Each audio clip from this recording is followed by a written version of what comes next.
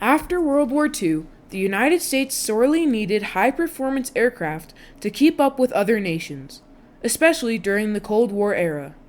World War II had proven the ease at which bombers could be shot down, so, in March 1949, the United States Air Force made a proposal for the design for a supersonic bomber to outrun the new jet engine interceptor-style aircraft. From several competitors, the aircraft company Convair was selected to start making designs for this new class of military aircraft. On December 10th, 1952, the design they made was to be designated as the Convair Model 4, otherwise known as the B-58 Hustler. This was a direct replacement for the old B-36, which was driven by propeller motors. The B-58 had its first operational flight on November 11th, 1956, and its first supersonic flight was on December 30th, 1956.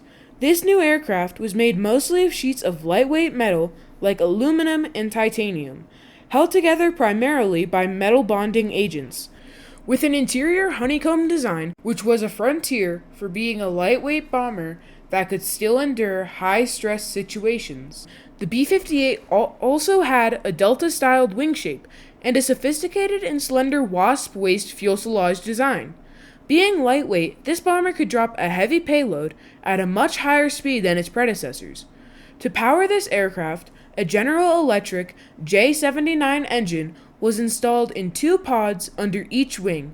These engines gave 17,000 pounds, about 7,711.06 kilograms of force, weighing in at about 3,850 pounds, or about 1,746.33 kilograms. These engines also gave the B-58 an airtime of 4,400 miles, about 7,081.11 kilometers, without aerial refueling. In a detachable, under the fuselage pod, the B-58 could store either a conventional or nuclear payload. To defend against oncoming threats, this bomber also carried a 21mm, about 0.83-inch, radar-aimed Vulcan cannon positioned at the end of the fuselage. But in the event the B-58 was shot down, the crew needed a way to escape. But the exceedingly high speed proved a challenge. In the end, what they produced was a retrofitted escape capsule that had a clamshell design, its own oxygen supply, and could be deployed at twice the speed of sound, up to heights of 7,000 feet, about 2.13 kilometers. The B-58 had a record-breaking max operational speed of 1,385 miles per hour, or 2,229 kilometers per hour.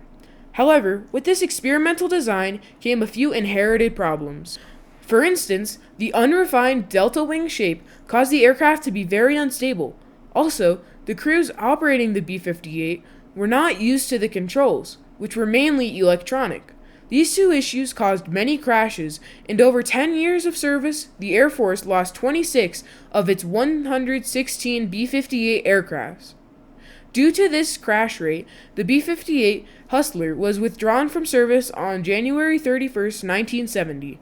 As time drew on, however, pilots grew more familiar with electronic controls as technology advanced, which allowed them to fly more advanced and higher performance aircraft. Aircraft like the B-52 had a more stable wing design and had more room for a larger payload, and as time drew on even further, the bomber was replaced with smaller, multi-role fighter jets that could more efficiently do the role of the B-58. However, in its time, the Hustler broke many speed records, and some of those records remain to this day. Regardless of its shortcomings, the Convair B-58 Hustler was a marvelous aircraft that had a revolutionary design and would be known in history as a frontier in bomber technology and would determine how all future bombers would be built. Today, you can see a recreation of the B-58 at the National Museum of the United States Air Force.